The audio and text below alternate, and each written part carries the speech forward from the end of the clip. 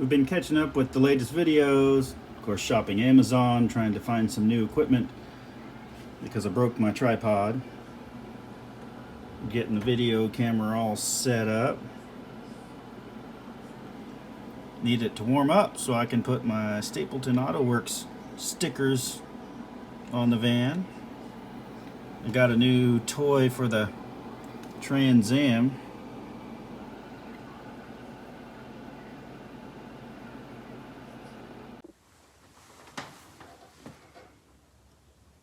Welcome back to the Couple Project.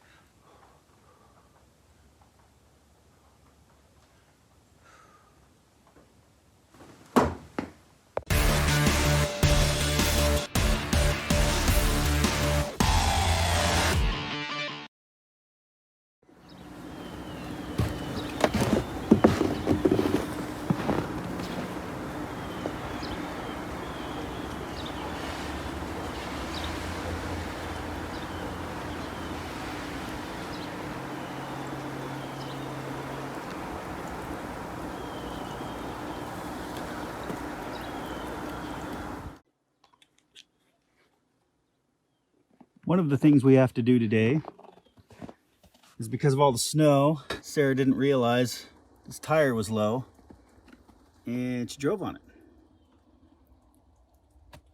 So I've got new tires, but we got to get them put on. So I'll have to drag the jack out and pull this wheel off. Put the spare on, drag her down to the tire shop and get new ones put on. But first, I'd like to go back and visit the donor Suburban. It's been a while since we got her to run. And then it died on me, unfortunately. Not really sure exactly why it died. I think it was a security issue. Might have had a hose come loose off the fuel pump. It was all pretty slammed together. My guess is the battery's dead. Let's test that.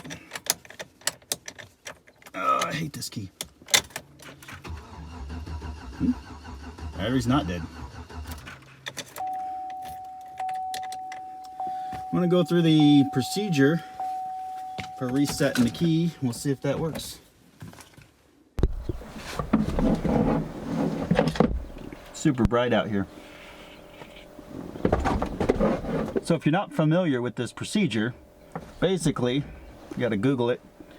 And for this particular year of vehicle, and it's the same for all of these Chevrolets of this era, you have to turn the key on without starting it.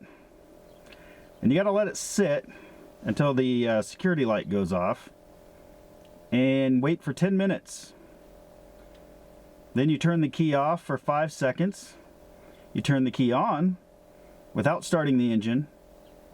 Security light should come on, stay on. And you wait another 10 minutes. And so basically you do that 3 times. On the 3rd time you start the vehicle. If it starts and runs normally, this process is complete. Now there's another procedure that I want to do if I get it running today. And that will be to retrain the computer that it doesn't have the security system in it. I've seen it online, watched a couple videos. I haven't debunked it yet, so I'd like to try it. But to do that, we got to get it started. So now it's wait.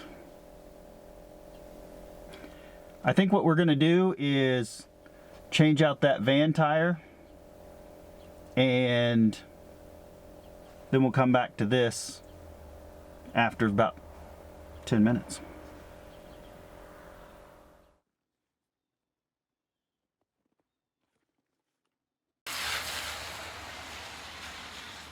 All right, I'm not even gonna pretend to act like she didn't get her dug in there like a tick.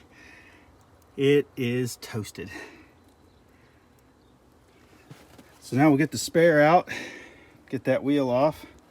Took a lot to get a jack under it because this thing sits so low. So we're gonna get in there, get it off, get the spare on, and then we'll be ready to take her to the tire shop.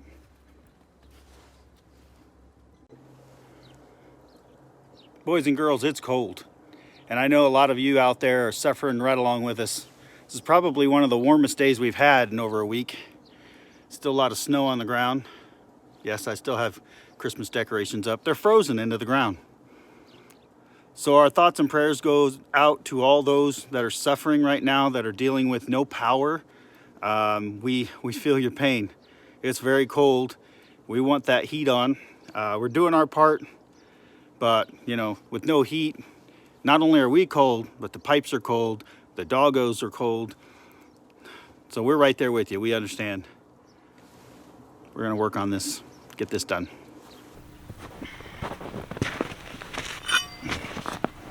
Let's see which one is the magic one. Nope. Nope. Yep. I figured it's like a USB. You just flip it over until it goes.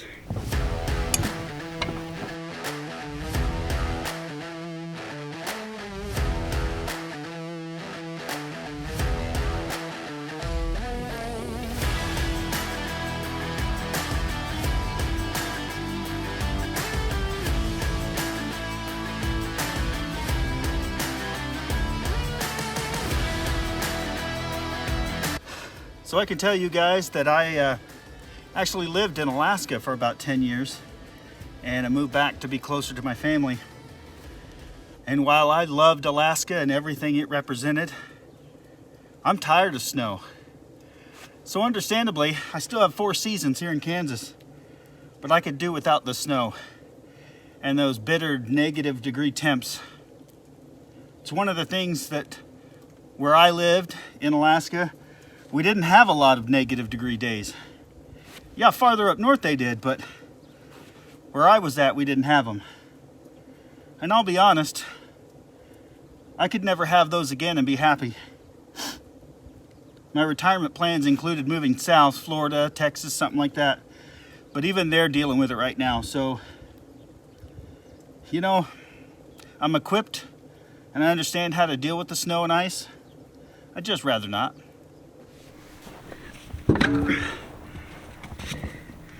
Oh yeah, she's toasty.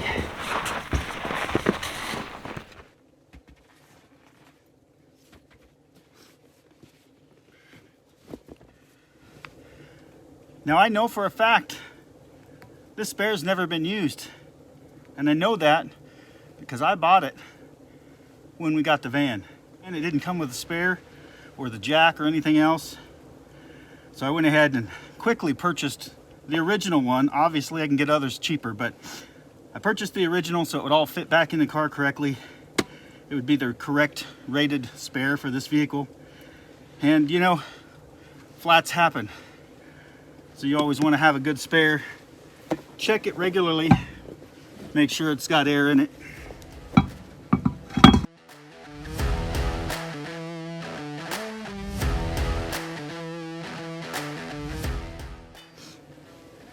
For those of you wondering, yes, I have an air ratchet. I don't have a hose that'll reach. It's on the to-do list. What I don't have is one of those battery impacts, but the more I see fellers using them, the more I want one. So, along with a winch and several other things, something we want to get.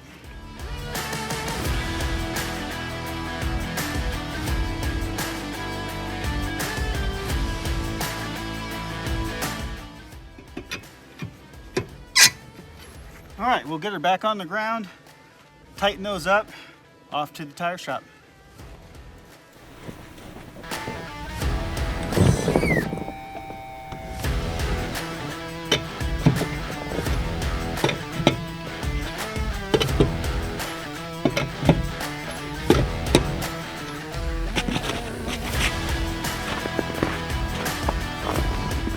You know, I'd say we need to do a smoky burnout with a spare tire on there. It's never been used until today, but it's front wheel drive. And she will spin the tires on dry pavement. Right now, it's the only vehicle I have that will.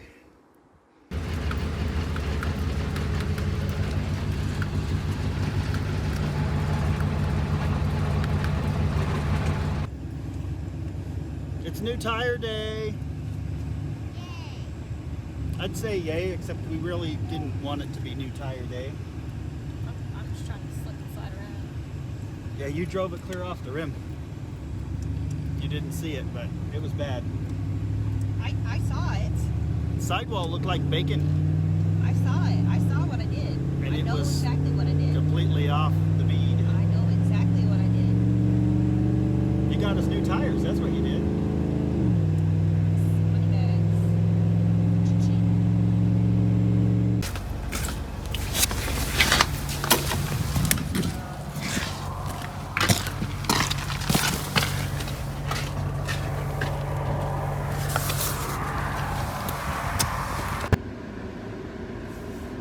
Well, those tires look a lot better than what was on there. Obviously, she waffled up the one. It's not her fault. They've been going flat off and on. This vehicle's supposed to have TPMS sensors, but they failed, so we just switched them out for the rubber stems. All I can say is it's not really her fault. She probably did look, but with the snow that thick, she just missed it. It happens. Not a big deal. No one was hurt. We got fresh tires. All right, so we were working on the van off camera. We did the whole relearn procedure on the Suburban. So let's see if she'll start. I'll be honest, my guess is no. One of the fuel pump lines that were very brittle, very small lines. I don't know if you guys know this, they're plastic. Anyway, I'm guessing one of those blew off. I had the same issue when we were trying to test start it. All right, here we are back in it. Security lights on. Security lights off.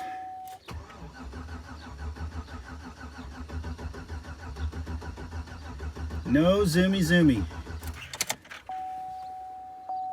So we're going to go ahead and assume that this is the fuel pump or a fuel line issue. We know the security system's taken care of. We know we got everything worked out under the hood. We know we put a new fuel pump in it, minus a regulator, but a fuel pump at least to make it fire off. My guess is that main line coming in has either separated or clogged or something. I know the wiring's good because I did it. The fuses are good, we checked those. So it really just comes down to there's no fuel going from tank to the engine. So honestly, I'm not too worried about it. As soon as this snow clears up and everything kind of warms up, we'll get back into the garage. We'll get that Avi done because, you know, we're this close, but it's that last 10% that takes the longest. I don't want to just throw it back together. I want to get it back in and I want to do it right. So in the meantime, we're kind of in a holding pattern. I think everybody is because of this snow. I've seen a few cold start videos. That's what inspired me to come out and see if this guy would run. I'll be honest, I was a little shocked it would even turn over. So we got a good battery, and I know it's a good battery. It is a deep cycle RV battery, but that just means it's okay going down in voltage. I brought my little jump pack just in case. I'm telling you, the old school giant jump packs of the day, nothing wrong with those. Those worked, but the batteries are expensive. And you know, we've just evolved. Technology has moved forward. And when I first saw one of these little USB charger jump packs, I was skeptical like everybody else. We have the big motorhome over here, and I knew that motorhome had been sitting for years. And even with the batteries disconnected, I knew it was going to be drained down. And it was in Alaska, so of course, right? Well, we got there. And I bought one of those little USB jump packs, and I'll be honest, I was shocked. I hooked that sucker up, and it fired off.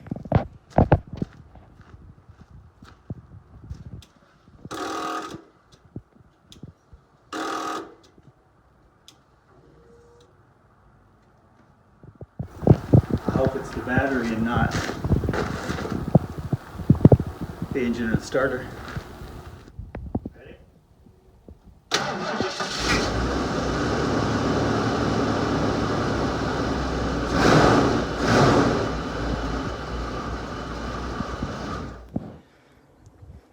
That's a big old Ford 460. Granted, it's not a diesel, but it's a big 460. And that little tiny USB jump pack just nailed it. And to be honest, with this many cars, even with chargers on them, we end up having to jump start every once in a while. But they're amazing. So that's all I've got for you right now. As always, we ask that you like and subscribe. The Couple Project is growing in subscribers every day. But until we hit that magical number, we're just doing it out of the kindness of our hearts and our own pockets. And we don't mind it. We love doing this stuff. But if you want to help out, there's some links below that'll tell you how you can help us out. Feel free. We're not soliciting, but we've been asked a few times by a couple of people, how can we help out? So we're giving you the opportunity. But we do appreciate all the subscribers, all the plugs. Derek, ViceGripGarage, we appreciate your plug. Lance from Kravened Kustoms down south. He's got the new Restored channel. Excellent content. Love those guys. They're amazing people. We thank you for the plug. Mitchell Stapleton down in Texas. I know you're cold, brother.